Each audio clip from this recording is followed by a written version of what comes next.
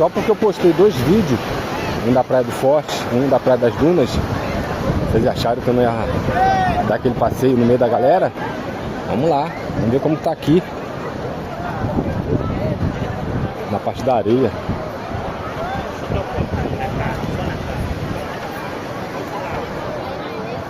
Aqui eu tô na direção do hotel, parte do Hotel Porto Príncipe.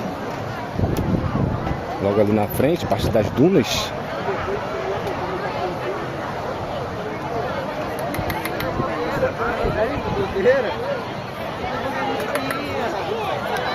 Aí muita gente tem dúvida.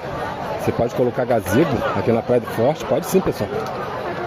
O top é chegar cedo para encontrar lugar. Uma hora dessa aqui fica mais difícil. Aí, muita gente. Também o sol tá bem quente.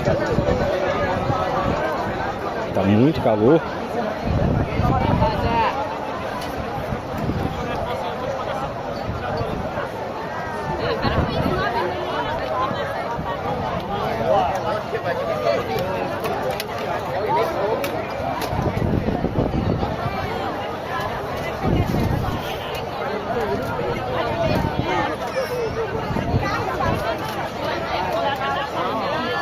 Essa bosta da mãe dele.